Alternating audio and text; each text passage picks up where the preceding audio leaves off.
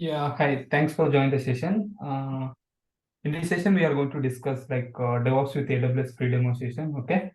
And Sure. coming to the about myself, I'm Muralidhara Reddy. I'm a DevOps consultant and solution architect. I have trained more than 600 plus students. And coming to that agenda, what we are going to discuss today, first is waterfall methodology. Then we'll discuss about agile methodology. Then what is the difference between waterfall and agile methodology, and then we come to that DevOps. What is DevOps? What are the benefits of DevOps using? What are the major benefit? And also we can discuss about DevOps tools overview, and then we can discuss what is AWS and the AWS services. What we are going to discuss. I'm going to cover what are the services. Everything we can discuss. Or then we can discuss about summary. And then if you have any questions, you can ask in between. Also, you can ask any questions. I will try to help you. Okay. Sure. And coming to the waterfall methodology, waterfall, how the water will flow from top to bottom, right? Yes. Same thing, waterfall methodology also, it will be happening from top to bottom. Let's take example. We have an application. Give me 1 second. Sure. Yeah, let's take example. We have application in like Gantasoft.com. Okay. This is the application. One of the client, he reached out us, hey, Murali, we need a application. The application should be in Java-based application or some other application, whether Angular, Java, okay, Python. So what here, waterfall methodology, first we'll gather the requirements. How we will be gather the requirement? So first we will get the information from client. Hey, I need this type of application. The application should be in Java-based application or Python-based application. So I need login page, courses, contact us, about us. Okay. This type of information will be gathered. Once we gather the information, what we will do? We will be design that. The developer architect will be design how it will be build that application. Okay, where exactly you start from that particular application. Once the designing is completed, we will be the development will be start. Here, development is nothing but the developer will start the code to write the code. Okay. Once the development is completed, what will happen? It will be start the testing. See, if you observe here, until unless one step is completed, next step it won't be start, right? Let's take example. Once designing complete, only development will be start. Understand, right? What I'm saying here? Yes. Once the development is completed, it will be start the testing. Once testing is completed, we'll be start the deployment part. Deployment is nothing but we'll be deploy whether a lower environment like a dev, QA, UAT, prod, reprod. Okay, let's take example prod. Once we deployed in prod is nothing but Production. This Gantasoft is a production application or a dev application? Must be a production application. Production. The reason is if someone is accessing the application, it should be in production. Okay. But when it comes to the lower environments like dev, QA, UAT, pre-prod, it will be you can't able to access outside. Remember, in real time, we can't able to access the particular dev.gantasoft.com, QA.gantasoft.com example I'm telling. You can't able to access. The reason is that is internal team purpose only, correct? Yes. So same, once the development is completed, this application is production. Now everything's fine. Then it will be start the maintenance. Maintenance is nothing but application team will be there. The application team keep on monitoring this application. Correct? If anything happen, they will be send the notification to either if it is a developer issue, they will send the notification to developer. If it is a DBA issue, they will send the notification to DBA. Okay. Here, if you observe waterfall methodology, one step is completed, the next step will be start. One step is completed, next step will be start. In case if anything changes happen, again it will be start from starting onwards. Okay. And here in waterfall methodology, the drawback is the main drawback. You may get the application either 6 months, 1 year, 2 years based on your application, whether it is medium, small, large application. So in waterfall methodology, majority of the organizations are using legacy application. You know legacy application? Legacy as in it's been used for a long period of time. Is it like that? Yeah, they haven't convert the application in microservices. They just using the application. Let's take example. If it is a legacy application, in about I change the application, the phone number, 08522, some other phone number, right? So if you do small change also, entire application needs to be deployed in legacy application.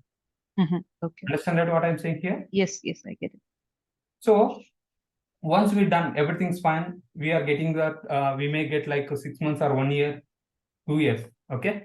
So, and one more thing here, in waterfall methodology, we don't have any DSU. You know DSU? Daily standard meeting. No, I'm not familiar with that. Yeah, DSU is nothing but daily standard meeting. What you did, what you are going to do. Okay. Okay. Do you have any blocker? This type of process they don't have in waterfall methodology. That is the main drawback. That is the main reason majority of the organizations moving from waterfall methodology to agile methodology. In agile methodology, there are a lot of advantages we can discuss. In agile methodology, the main advantage is, what is the main advantage? The development and testing activities are concurrently happening. It means simultaneously we can develop and test. It will be happen. So in waterfall methodology, what will happen? One after the one. Next step will be start, right? Until unless development is completed, testing team or the deployment team or the maintenance team still will be ideal only, right? They don't have any work. But when it comes to the agile methodology, every development or testing concurrently it will be happen. How it will be happen? In agile methodology, we'll be use the microservices. You know microservices? Not much familiar. Yeah, simple example I will tell you. Here, home page, right? Courses, right? Contact us, right? About us, login. In waterfall method, what I said, if you do small even to change a small change, we have to do all the changes and you have to deploy entire application. But when it comes to the microservices, example, if I do that about us changes, we will be deploy only about us. We won't be touching other services. We can call it as a service. About us is one service. Contact us is one service. Okay. Okay, got it right? Yes. Okay. And in agile methodology, we have a sprint planning. What is sprint planning? In real time, we'll be use the sprint planning. The particular sprint planning, it will be contain either 2 weeks or 3 weeks. Majority of the organizations are using 2 weeks only. In this particular sprint planning, what will happen? Whatever we have application, right? We'll use the microservices. Let's take an example, sprint 1. Okay. Sprint 1, we'll be working on contact us. Okay. Sprint 2, we'll be working on about us. Just example I'm telling, don't take like, I'm a DevOps engineer. I don't write the code, right? Don't think like that. Just I'm giving the example, okay? Okay. We won't write any code.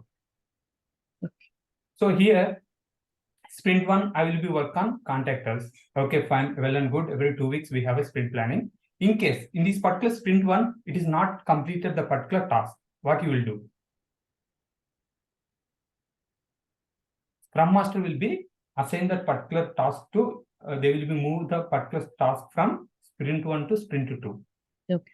You may question, hey Murli, what is Scrum Master? Scrum Master will be assigned the task. He'll be checking entire project, which task we need to taking care, high priority, low priority, everything. Scrum Master will be connect with the manager or team lead. So team lead or manager will be provide the task. So during that sprint planning, he will be assigned the task to us based on our availability, everything. Okay. In case sprint 1 is not completed, Scrum Master will be moved to sprint 2. But here we have to remember, sometimes Scrum Master will ask, we have to provide the justification why we didn't complete that particular task in sprint 1. Okay. Okay. If we have specific answer, okay, fine. Scrum Master will be moved the particular task to sprint 2. Okay. In sprint 2, it means like sprint 1, you'll get some output, right? But in waterfall methodology, until unless it will complete entire project, you will see the output, right? But when it comes to here, agile methodology, you will get every 2 weeks, you will get some output. Okay. Any question here so far? So within the respective sprint, the Scrum Master has to make sure that activity has been completed, or it will be done in the next sprint. Is it? Correct, exactly. Okay. Based on task, we have to give the justification why we didn't complete it if we not. Okay. Okay. In agile methodology, we have a DSU. DSU is nothing but daily stand-up meeting. In this particular daily stand-up meeting, offshore, onshore, nearshore. You know what is offshore, onshore, nearshore? Offshore No. is nothing but India people, we can call it as offshore. Okay.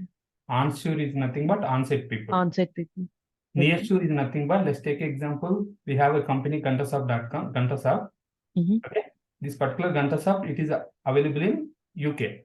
Okay. Example I'm telling. In UK, we have another brand. That particular branch we can call it as a nearshore. Okay. Very rarely we'll be having nearshore team. Mostly we'll be having on-site and offshore. Okay. In this particular DSU, both onshore and offshore people will be joined, and we'll be discuss like what you did, what you are going to do. Do you have any blockers? You know what are the blockers? No. Blocker is nothing but, let's take Obstacle. example. I'm writing the code. I'm writing the contact us code. Okay. Okay. I'm facing some issues. I'm trying. I tried, but I'm not able to get it. Okay. So what we have to do? We take help from our team members. Okay. Okay. Okay. Next, what is the major difference between waterfall and agile methodology? In waterfall methodology, you will get output, big output at the end. But when it comes to the agile methodology, you will get the output every sprint planning, right? That is the main advantage of using agile methodology. Majority of the organizations are using agile methodology only. Very rare people, very rare project will be using the still waterfall methodology. The reason is they don't want to move the particular application, legacy application, to microservices. Okay. That is very rare. And remember one thing, in any organizations, we will be using the DevOps only. Okay. If we check out of 100, 99% of the organizations will be use the DevOps only, DevOps methodology. The reason is we can do everything automation. We don't want to do anything manually. Until unless the particular company is very small, they don't want to spend much time, they won't use that DevOps. But if you apply any organization, any projects, they will be use the DevOps methodology. Okay. Okay. Understand it? What is the difference between waterfall and agile methodology? Yes, sir. Yes. And coming to the DevOps, what is DevOps? DevOps is nothing but the collaboration between development and operation team. What will happen? What was happen before DevOps? Let's take example, developer and operation team. Developer written the code, they have tested in local, it is working fine. They have hand over that particular, if it is a Java-based application, will be generate a jar or var file. The particular jar var file will be provided to operation team. Operation team deployed, but during the deployment, the application is not working. So operation team saying like, hey, this application is not working. So it looks like issue with the code. Okay. So, but operation developer, what is they are saying like, no, yeah, I already tested in my local, but it is not working. Sorry, it was working in my local. It looks like issue with your side on the operation team. There was some gap. After came to the DevOps, this gap is reduced. How it was reduced? The reason is in DevOps, we have a CI tool Jenkins. Using Jenkins, we can do everything automation. You will get to know whether it is a developer issue, whether it is a DBA issue, whether it is a DevOps issue, infrastructure issue. We can able to know easily. Okay. Okay, that is the main purpose. DevOps, developer, and op is nothing but operation team. Okay. Okay. Understand or can I repeat? Yes, I can understand. Coming to the benefits. In this particular benefits, first one, Dev plus Ops is nothing but collaboration between developers and operation team. And next one is errors can be fixed at initial stage. Why I'm telling here errors can be fixed at initial stage? Let's take an example. I'm a developer. I'm writing the code. Okay, I'm a developer. I'm writing the code. I have written the code. Everything's fine.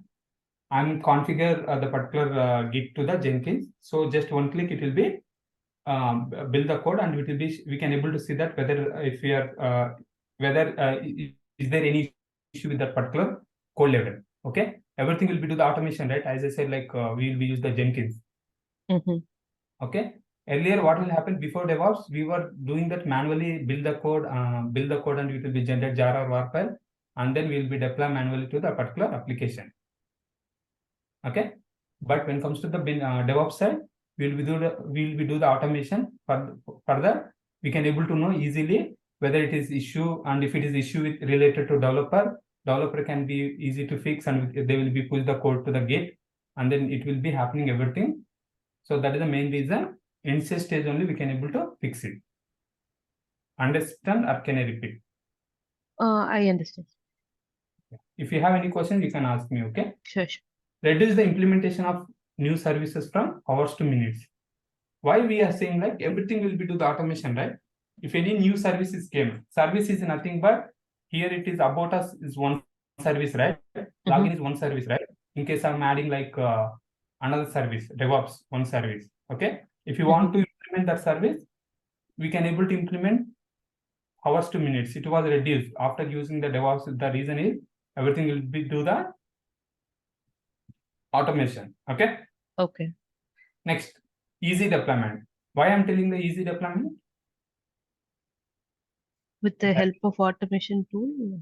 Yeah, everything will be do the automation. That is So one more doubt, sir, since I'm pretty much new to this topic, like where does this automation tool comes from? Like, I mean, is it from the development stage itself, or like how does it, where exactly does it work? So I'm not getting a clear picture. Yeah, this will be happen after development. The developer will write the code and they will push the version control system, that is Git, Okay. or GitLab or Bitbucket. Mhm. After push the code, automation will be coming to the picture. Okay. Sir. And easy deployment, we can do everything is automation, so we can easy to deploy that particular application. Okay. So earlier it was happening manually. So after came to the DevOps, we can do everything in automation. That is the reason we can easy to deploy. Just one click, it will be happening one step-by-step process. It will be deployed to the particular application. Okay. Either in Kubernetes, either in Tomcat, based on application level. I mean, based on project to project, they will be using. And next, one of the major advantages increase the customer satisfaction. Why we are telling? See, as I said, like every 2 weeks we'll get some output. We'll be doing everything automation, right? If you get every 2 weeks we'll get output, what will happen? The customer also will be happy, right? So that is the reason majority of the organizations using the DevOps. Okay. The customer is nothing but who? The one who is using that application, or the one who is making use of it, is that one? No. Let's take an example. As I said, like Gantasoft, right? Gantasoft, this is the one of the client. Okay. Client is giving, right? The client reach out us, right? Here, customer satisfaction means this client, we can call it. Okay. Yeah. Okay. Client are using, I mean, this particular application every 2 weeks. The one who example, this first week they got the contact us completed. Second week they have completed, we have completed about us, right? Okay. So what will happen? The customer also will be satisfied. That is the main reason. Majority of the organizations also using DevOps. Okay. Remember, DevOps is more trending now. These are the benefits is there. And coming to that DevOps diagram with various DevOps tools. Here we have a diagram, right? Like plan, code, build, test, monitor, operate, deploy, release, right? And first we'll go with plan. Okay. Plan is nothing but how we can plan the particular task. For that, we need a ticketing tool, right? We have different ticketing tools available. You know any ticketing tool? ServiceNow, and there are service desk plus like many help desk tools. Yeah, correct. ServiceNow, Jira, Rally. So majority of the organizations will be use Jira. So and also we can discuss about Jira. How do we create a task? How do we create epics? How do we update the particular hours? Like you done today, you worked on some of the topic, right? You have to update your hours. Everything we can discuss in the particular Jira ticket. Okay. So here in this scenario, initial, like for example, initial plan itself comes as the ticket, or like this plan you've mentioned, the ticketing tool, right? It comes as a ticket or? No, ticketing tool. In the particular Mhm. ticketing tool, let's take an example. Scrum Master assign the task to me. Mm. Hey, Murli, work on contact us related task. Okay. Okay, as I said earlier, we have a sprint planning, right? In this Mhm. particular sprint planning, he'll be logging to the Jira and he will assign the task to me. Okay. Okay. Okay, what is the main advantage of using ticketing tool? It will let you know, like, to give which sort of a priority and to be which technician to be assigned. That will be easy for you to track, like from the central position as well.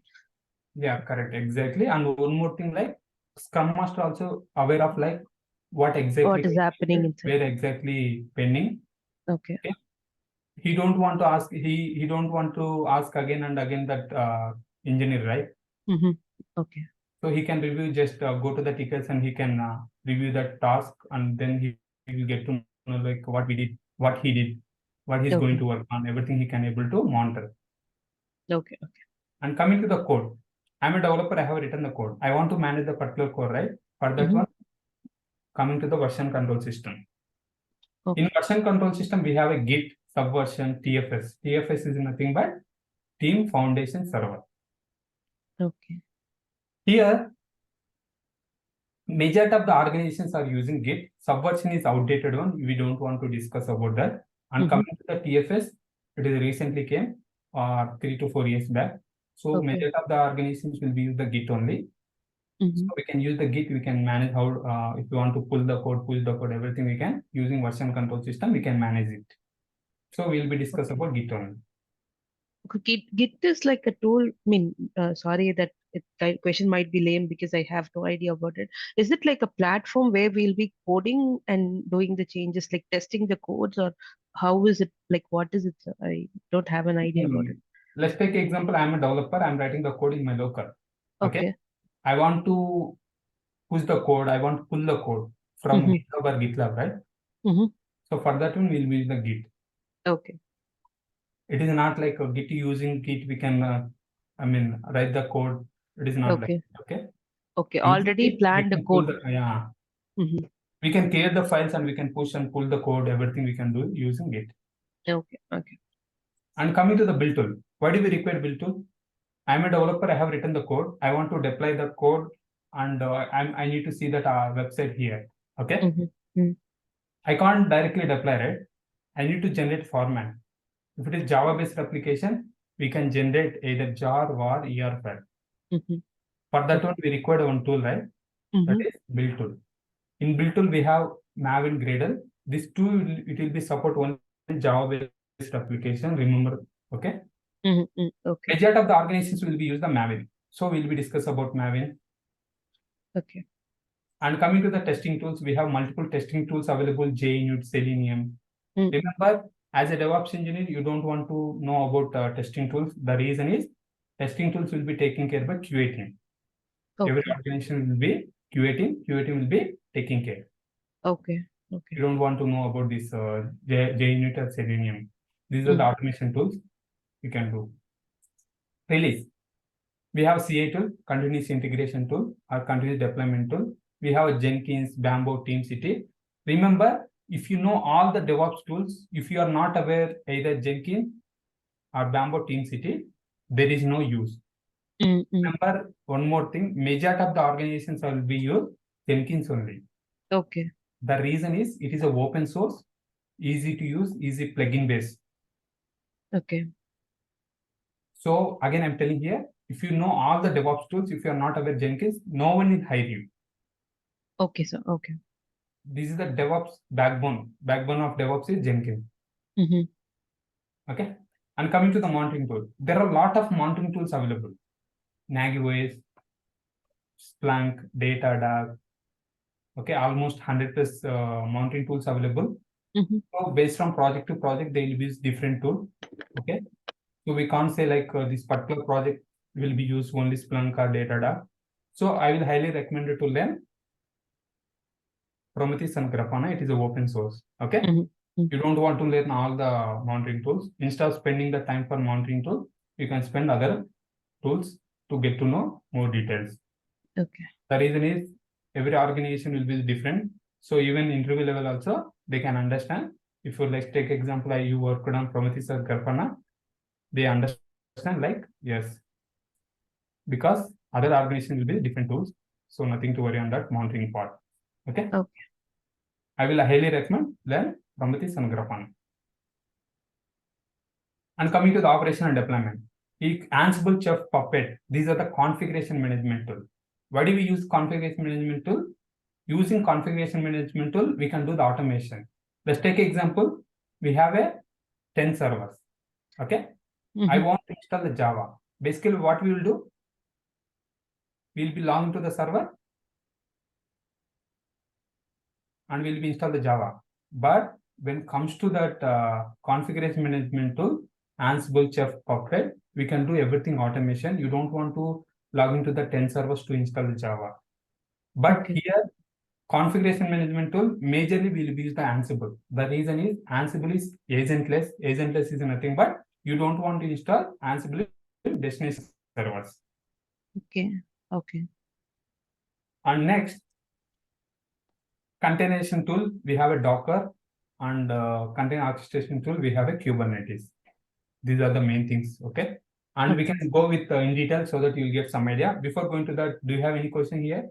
So if we are not having like as an agent, then how does the communication works? Like for Ansible, if we are having 10 to 15 servers, like how is, I mean, I'm just Yeah, confused we'll with be that. set up that through SSL. Okay. Secure, Okay. okay.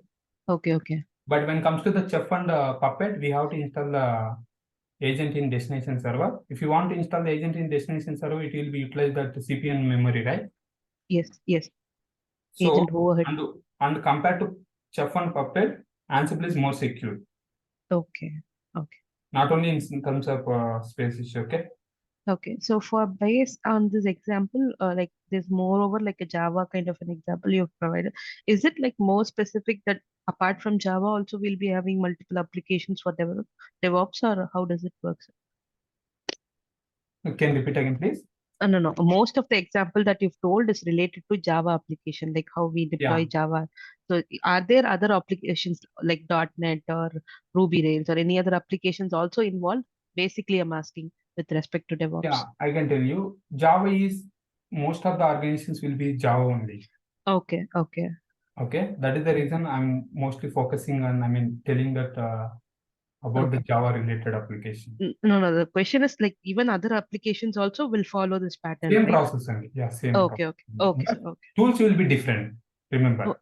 Okay, sir. For example, Maven and Gradle, it will be used Java-based application. .NET, it will be directly we can run. Different process will be there.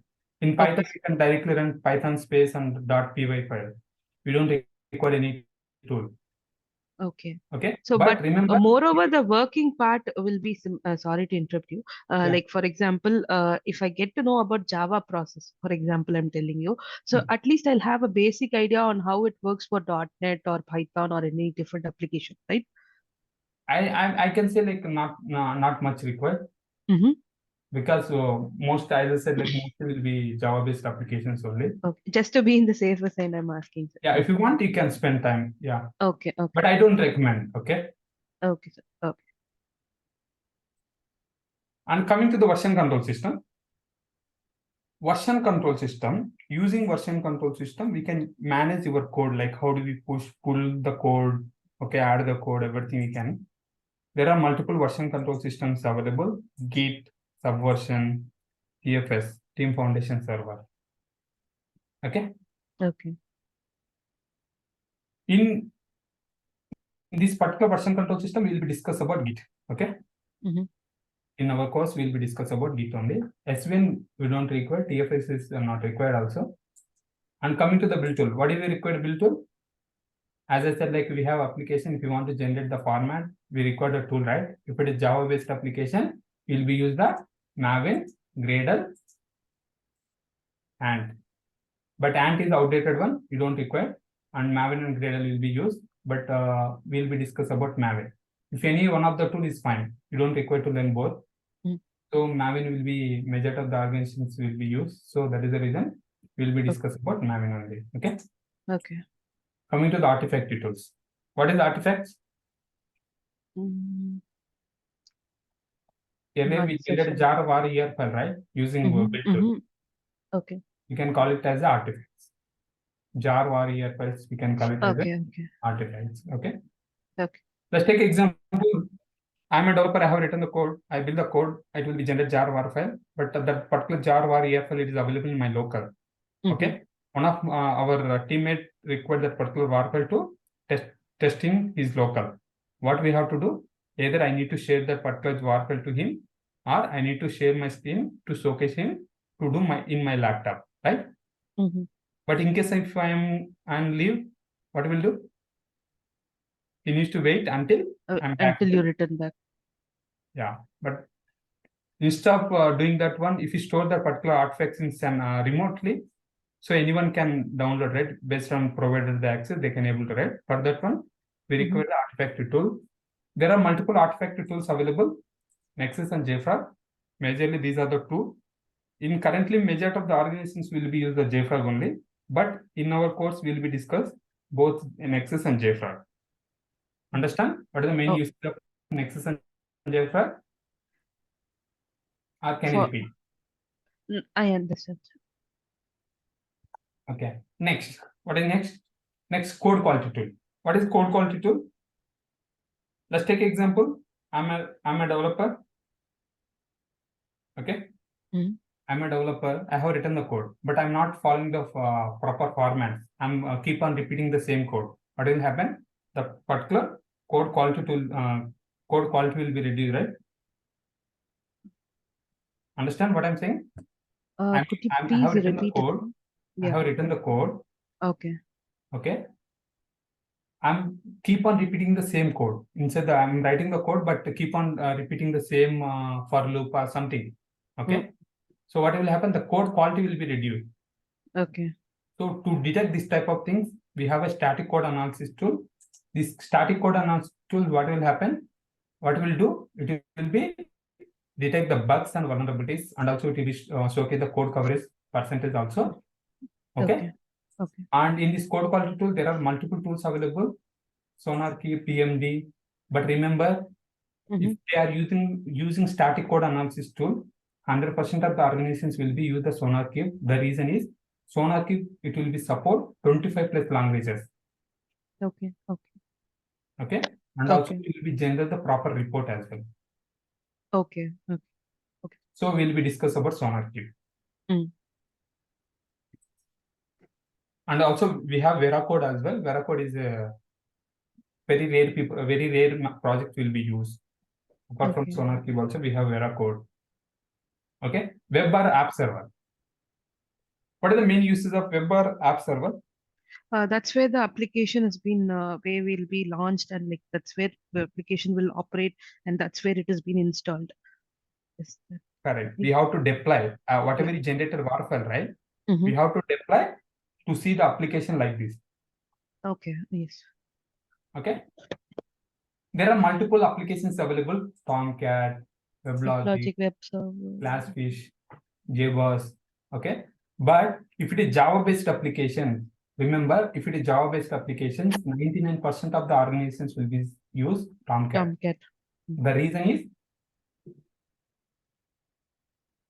is it is a open source.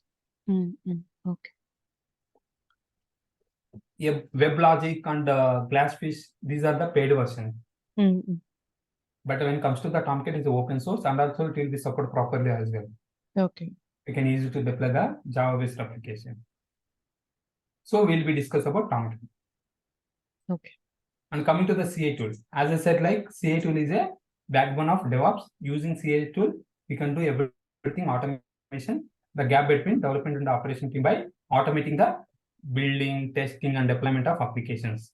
Build means it will be whatever I have written the code, right?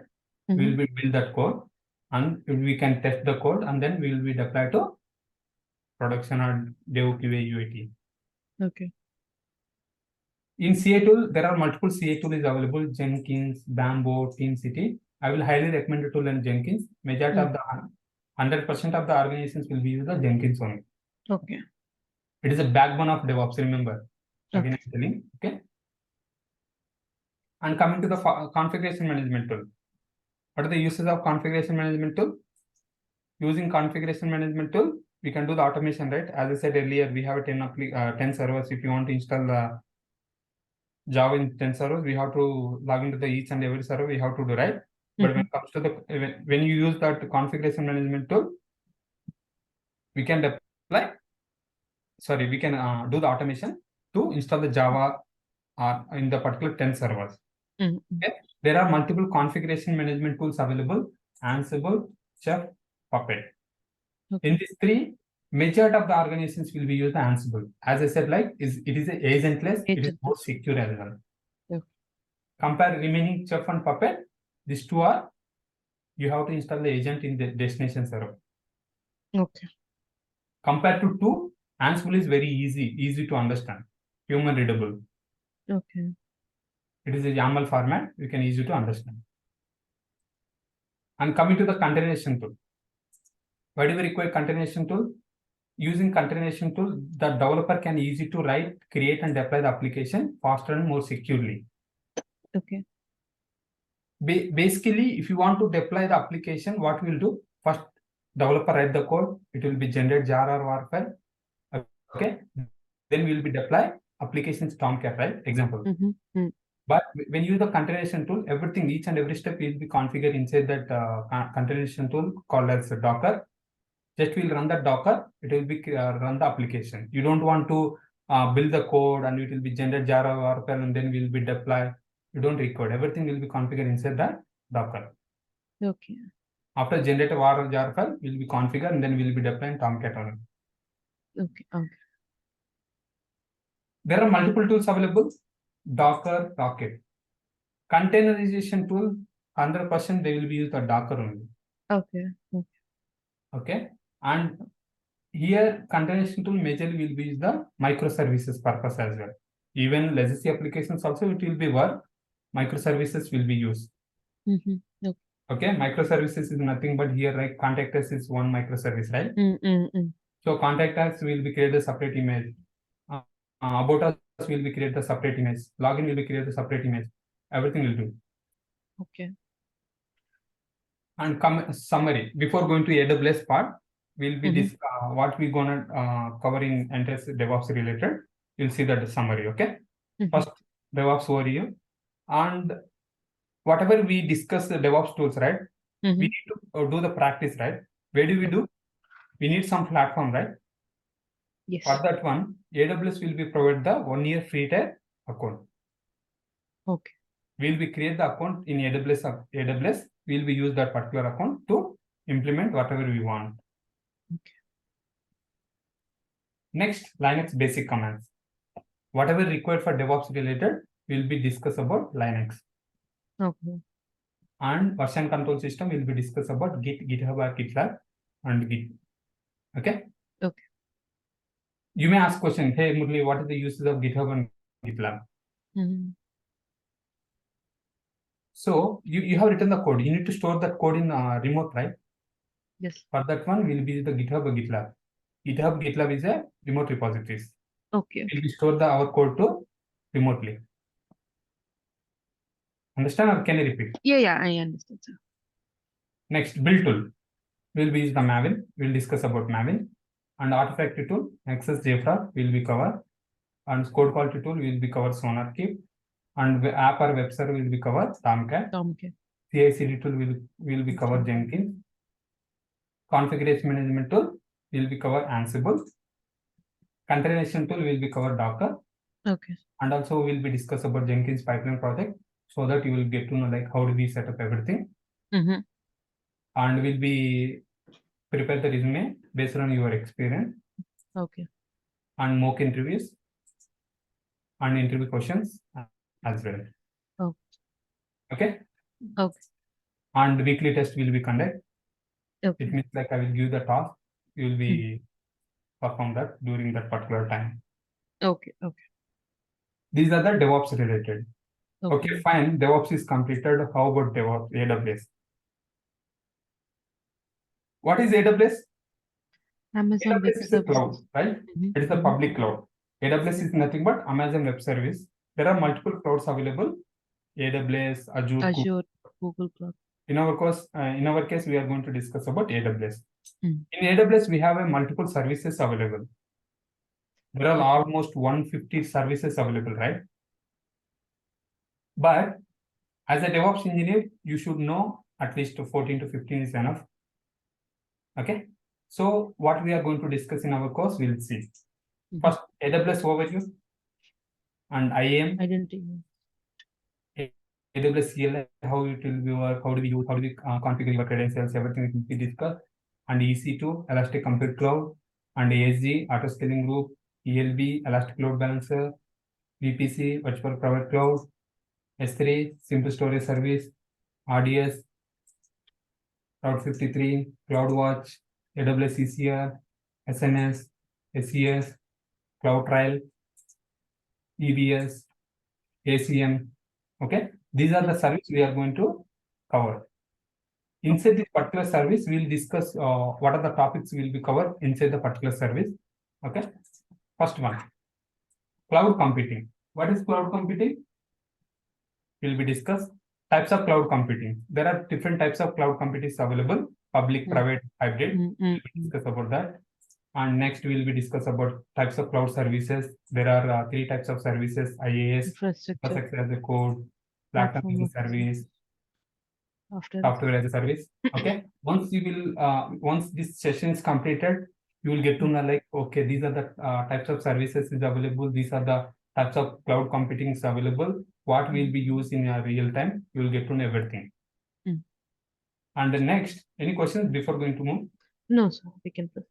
Next, coming to the AWS overview, we'll discuss about what is the AWS overview, and also we can discuss about global infrastructure, regions, available zones, and also we can discuss about creation of AWS account. Then we will be discuss about AWS console overview. Once we completed this session, you will get to know what exactly AWS, how do we create the account, what are the options is available inside the AWS console, and also you'll get to know regions, available zones, concepts. Okay. Next, IAM.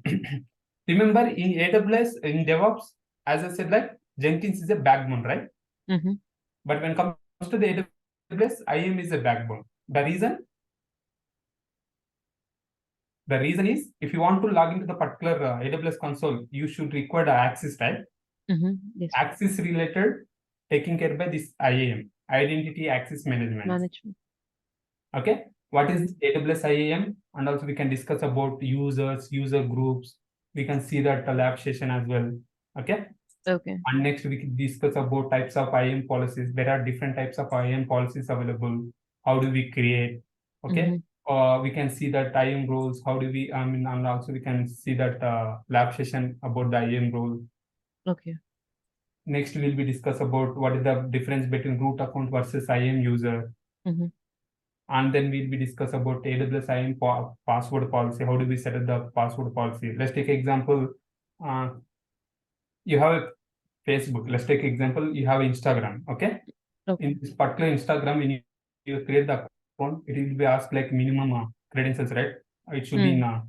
Let's take example. It should be in 4 characters minimum. Okay. Should have a it is mandatory. This type of things. Okay. Same thing. IAM level also we can configure it. Okay. And multi-factor authentication, IAM best practices. These are the things we'll be discussing the particular IAM related sessions. Once we've done this particular IAM, okay, you will get to know how do we create users or groups or policies or roles to attach the particular roles to the EC2 instances, everything. Okay. Any questions here? No. Fine. Next, AWS CLI. In particular, AWS CLI, we'll be discuss how do we install the AWS CLI in Linux, and also we'll see that Ubuntu, and also we'll see that Windows Server, and then we'll be configuring CLI as in command line interface. That is the one, right? Okay. CLI is nothing but command line interface. Okay.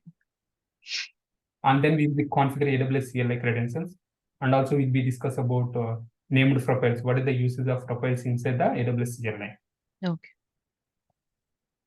Okay. Once we've done this one, you will get to know how do we install, how do we configure, how do we access the particular AWS services through CLI. Okay. Next, EC2. EC2 is nothing but Elastic Compute Cloud. Using EC2, we can create either Windows, Linux, Ubuntu, Mac, everything we can create. What is AWS EC2? What are the features of AWS EC2? EC2 instance types. And also we can discuss about like how do we create that Linux EC2 instance. And also we can download the putty gen, and we'll be convert that PEM to PPK file to connect the particular Linux servers. Okay. And then we'll be discuss about how do we connect the particular Linux servers, and also we can install the Windows server as well. Okay. And also we can create the AMI from AWS EC2 instance. Okay. And what is Elastic IP? And also we can discuss about how do we attach the particular Elastic IP to the EC2 instance. Okay. Okay. Next, we can discuss about what is security group. How do we attach that particular security group to the EC2 instance? And also we can see like what is spot request, on demand, saving plans, reserved instances, dedicated host, scheduled instances, capacity reservations. What is the major difference? What we'll be using our real time? We can discuss. And also we can discuss about how do we raise the ticket. Let's take example. You are facing some issue in terms of EC2. Okay, you tried from your end, but you are not able to find, even though you reach out to your team members as well. In real time, if you using the AWS, in real time, the particular project using the AWS, we have a enterprise support team. It means you can directly reach out to AWS team to help take help from them to fix your issue. So you should know like how do we raise the ticket. I will show you how to raise the ticket with AWS. No. And then we can see like requesting service quota in AWS. It means like, let's take example, you have created a EC2 instances 5, okay? If you are trying to create the 6th one, you may not create. The reason is default EC2 instances will be created only 5. Just example I'm telling, okay? Okay. So if you want to increase the quota, you have to raise the ticket to AWS team so that AWS team will be create the quota. Increase the particular quota. Okay. Okay. I will show you like how do we raise. Next one is what is metadata and user data. These are the topics. Once this EC2 related stuff is completed, you can easy to manage EC2 level both Windows and Linux and also Elastic IP security groups. Okay, how do we raise the ticket? What type of EC2 instance will be used? Everything you will get to know. Okay. Any question here? No. Next, coming to the AWS EBS. What is AWS EBS? Okay, features of AWS EBS and what are the types of AWS EBS volumes. And also we can create EBS volume, and also we can attach the particular EBS volume to Linux EC2 instance. Okay. EBS is nothing but Elastic Block Storage. Let's take an example in your laptop, C drive, D drive, right? Yes. Same thing here. We can, if it is a Windows server, we can directly attach EBS, even Linux server also, to get the C drive, D drive, everything. Okay. Okay. And also we can see that how do we increase the existing EBS volume. Let's take example. Earlier it was 100 GB. I want to increase 150 GB. Is it possible? If so, how do we increase? Okay. You can see the lab session, and also we can attach the EBS volume to Windows server. And also after in Windows server also we can increase the existing EBS volume. And also if you want to change that EBS volume type, let's take example in there are different types, GP2, GP3. Earlier it was GP2 EBS volume. I want to change to GP3. How do we do? Okay. And create creation of volume from snapshot. How do we create the snapshot? Volume from snapshot. And also we can, how do we encrypt that EBS volume? These are the topics we will be discussed. Once we complete this AWS EBS, you will get to know how do we use that particular EBS in terms of Linux and Windows. Okay. Any questions so far? No. Remember, everything will be doing lab sessions only. Okay, so that you will get to know like how do you implement everything. Okay. And coming to the AWS snapshot, what is AWS snapshot? Okay, how do we create the snapshot from EC2 instance, and also how do we create the snapshot from EBS volume? Okay, how do we create the AWS AMI from snapshot? Snapshot is nothing but simple example I will tell you. Okay.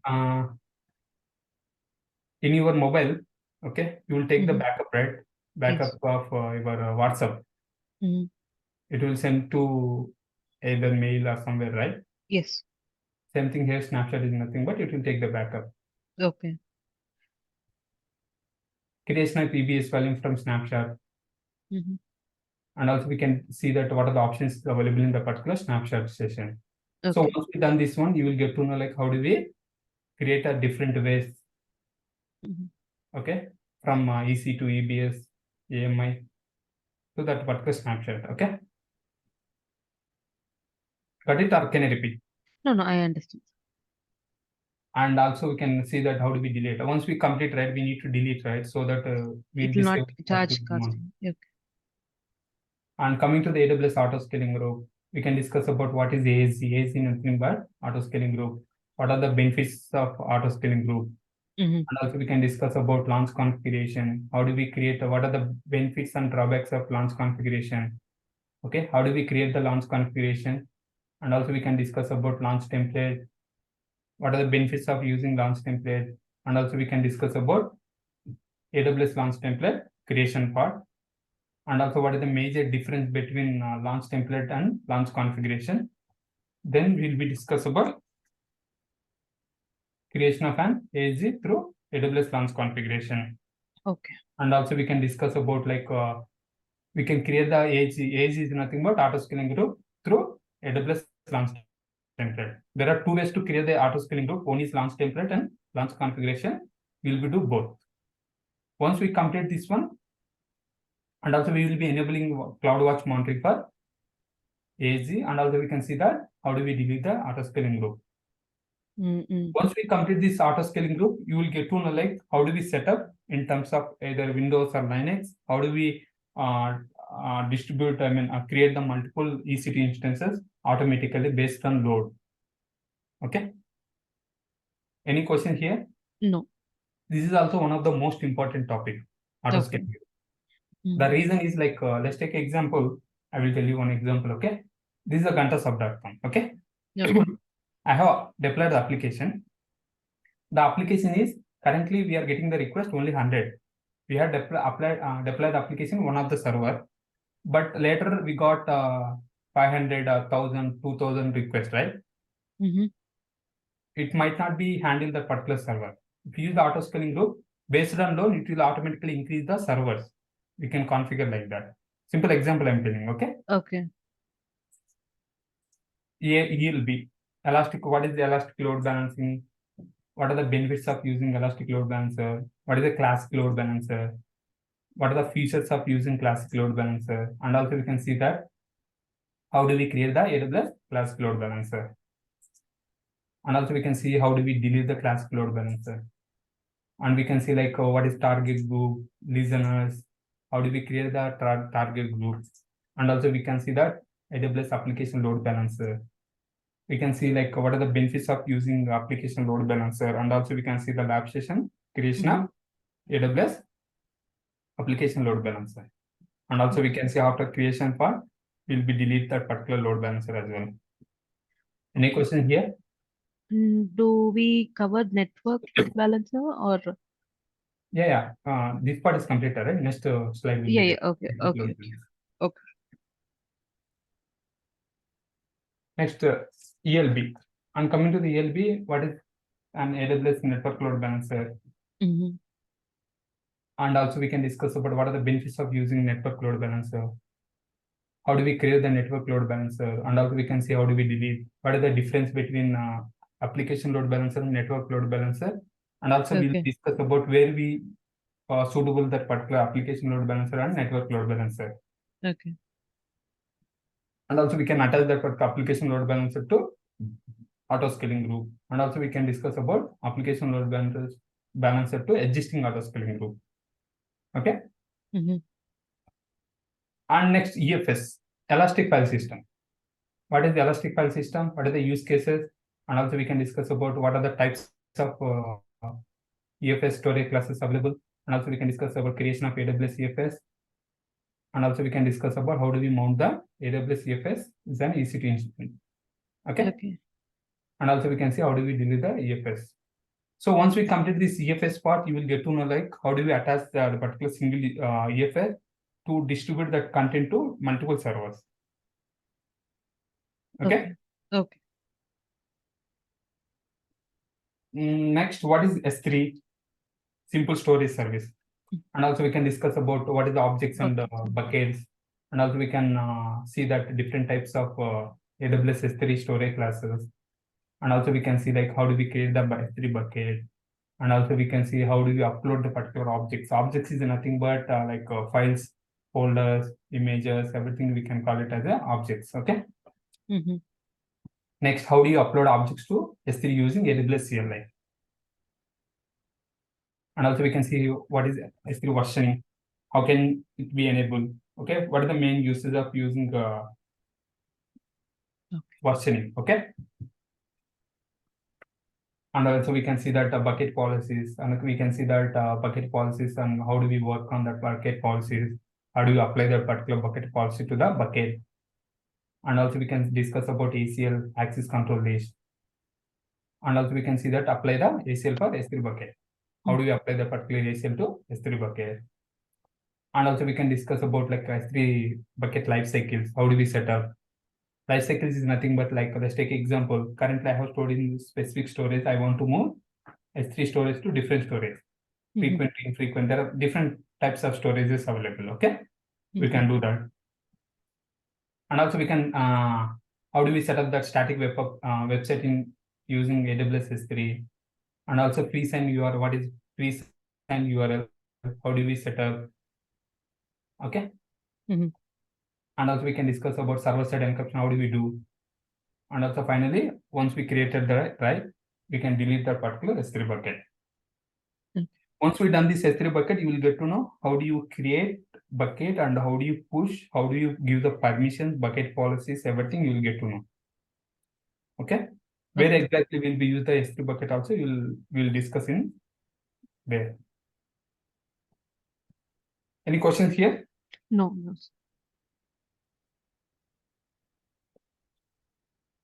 Next one, AWS VPC. What is AWS VPC? Remember, AWS VPC is one of the most important service.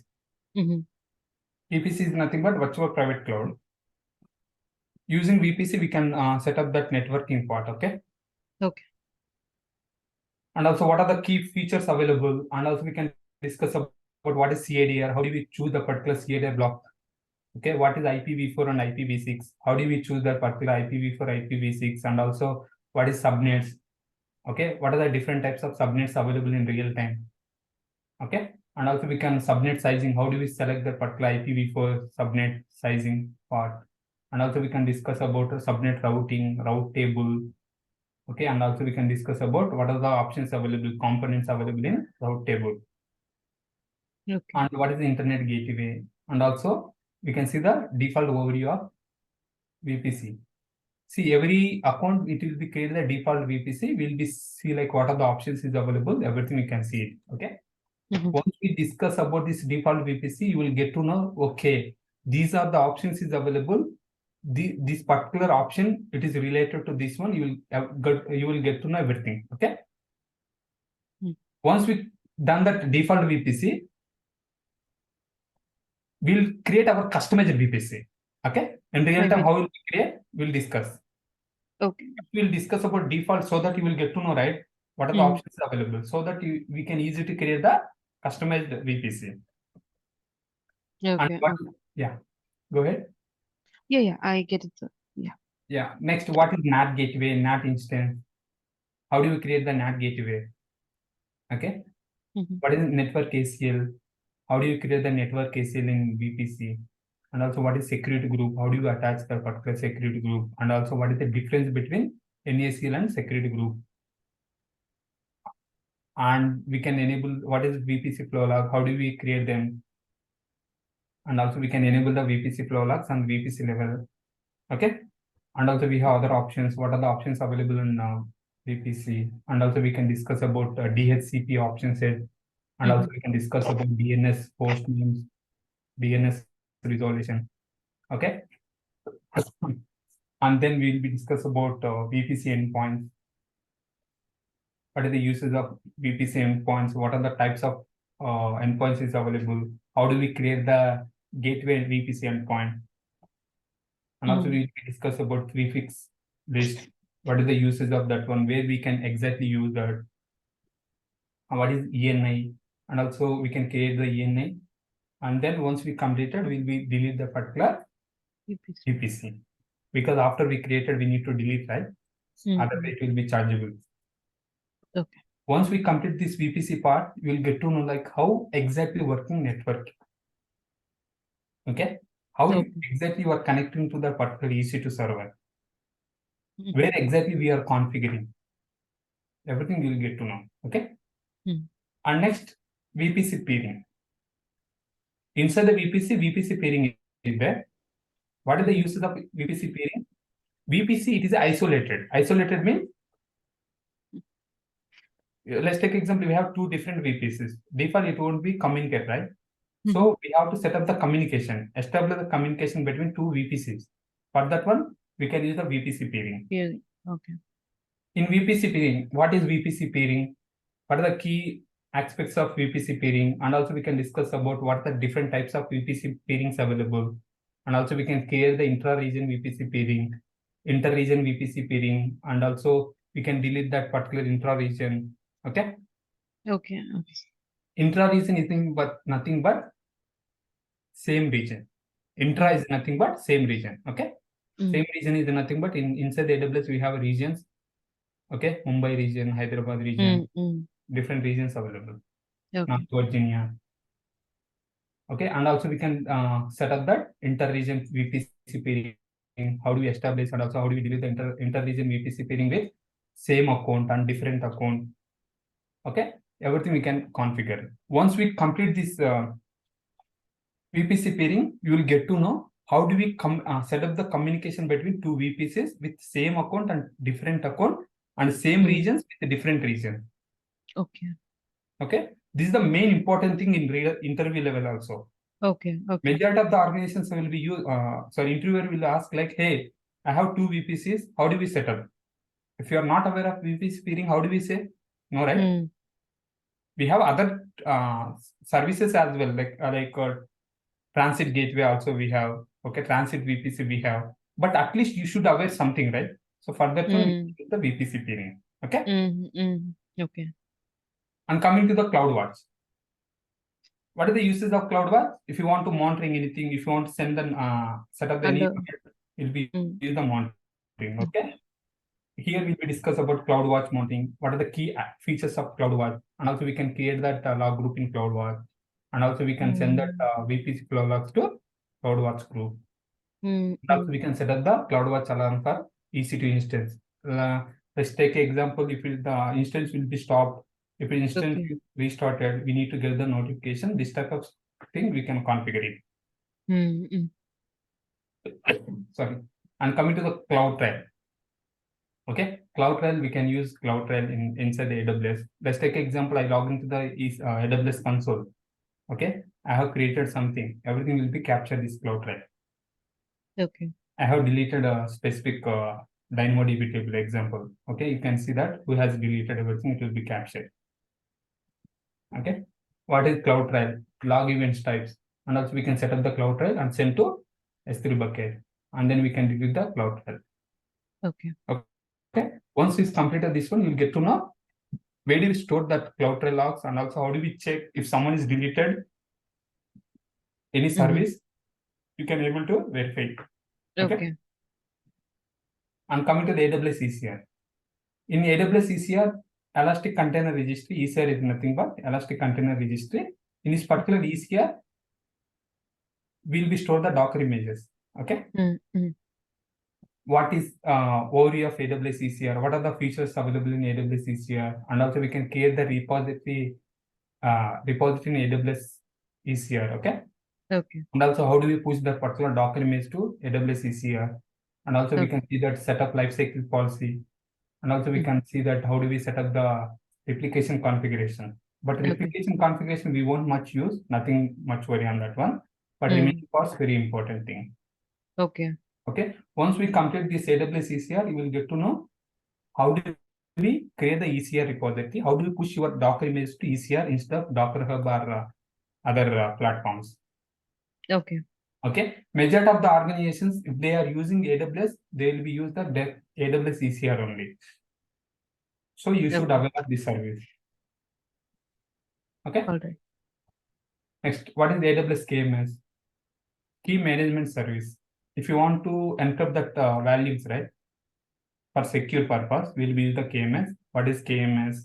And also we can discuss about what are the features and benefits of KMS. And also we see that different types of keys is available in KMS, and we can create the KMS key. Okay. And we can attach the particular KMS to EBS volume to encrypt the data, encrypt the particular value. Okay. And we can delete the KMS. Once we done this KMS part, what you will get to know, like, how do you encrypt your EBS volumes? What are the types of keys available? Okay. Any question here? No, sir. No. Next one, AWS RDS. RDS is nothing but relation database service. Relational database service. Okay. There are different types. Is there?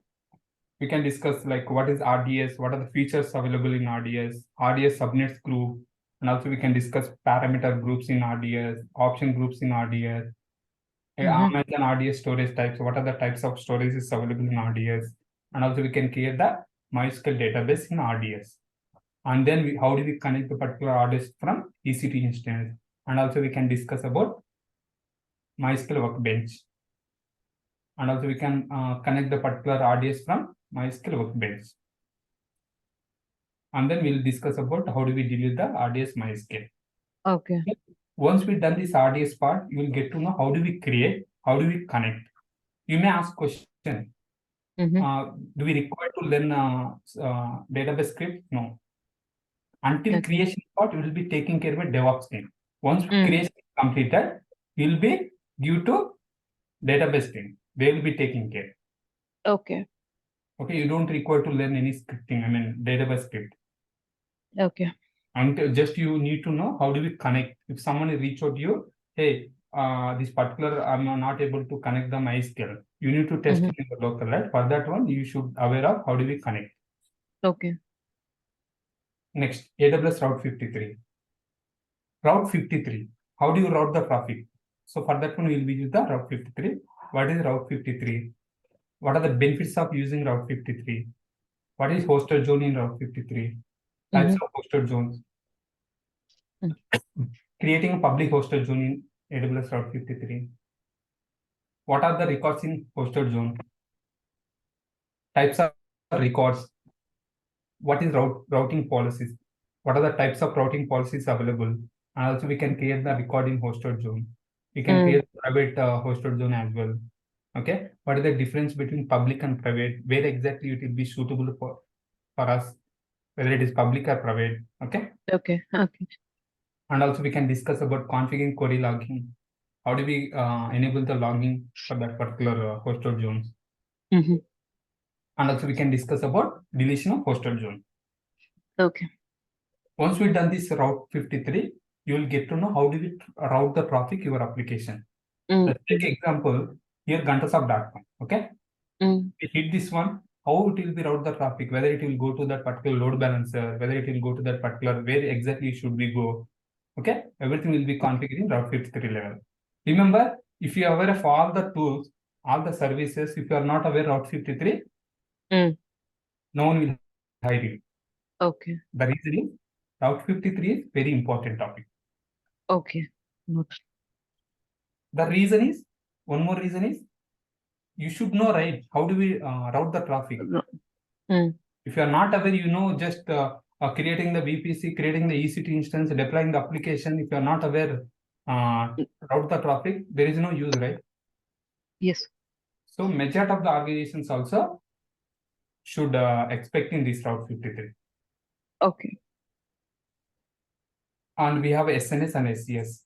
SNS is nothing but SES, simple email service. What is, how do we create, how do we delete? And also we can discuss about SNS. What is SNS? Simple notification service. Notification service. Creating the AWS SNS. Okay. Also, we can see that how do we delete the AWS SMS. Once we done these two, you will get to Mm-hmm. how to send the notification. Okay. Okay, let's take an example. I have a EC2 instance. If EC2 instance stop state, I need to get the notification. For that one, will be SMS. Okay. Okay. I'm coming to the final one is AWS ACM. ACM is nothing but Amazon Certificate Manager. Okay. Okay. What is AWS ACM? How do we create the AWS ACM? How do attach your AWS ACM to the application load balancer? And also we can see that how do we delete ACM? You may ask question, what exactly using for ACM? Okay. Mm-hmm. Let's take example. We have application Gantasoft.com website, right? Mm-hmm. You see here, it is coming like HTTPS. Okay. HTTPS means it will be secure, right? Secure. So if you want to secure your application in AWS, we have AWS ACM. Okay. Okay. Understand or can repeat? Is it something like how we SSL protect like that for an application? Yeah, protection, correct. Okay. Okay. If you're not using ACM, what will happen? It will come like HTTP. If it is coming HTTP, private people can be easy to hack, right? Mm-hmm. Okay, That sir. is the reason. Yeah. Next. Final thing is any questions?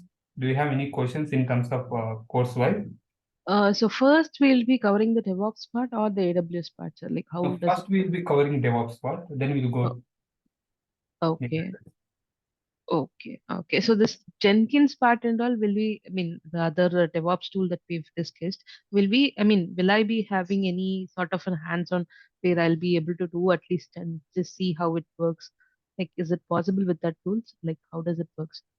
Yeah, everything open source only, okay? Okay. And every time will be installed, Mm-hmm. okay? And we will be work on that. Okay, sir. Okay. And this sort of like before every session we'll be having like a question and answers to like as next day, or how does it work, sir? Yeah, let's take example today class completed. You have few Okay. queries. What we'll Yes. do tomorrow will once complete our session, in end up you can ask the questions so that I can clarify your question. Okay. Okay. Okay, sir. Is there any time constraint like for one session should be like only this particular amount of time like that? Because one or the other might extend, right? Like, is there any other concern like that when it comes to the session? Yeah, usually we'll be take 1 to 1.5 hours daily. Okay. Okay. Okay, In sir. between. Okay, sir. Okay. Okay, sir. As of now, I just got an idea on how this DevOps part because I was not having an idea about it. I think it is, so far the class was pretty much good and it was easy for me to understand as well. Let me just see regarding to the pricing part and other things. And mostly I'll be opting for one-to-one only because since this is the first time I'm opting for DevOps. So, okay, sir. Thank you so much for Yeah, sure. Yeah, thanks for joining the session. Yeah, Have a nice if day. there's any sort of Yeah, thanks for joining the session.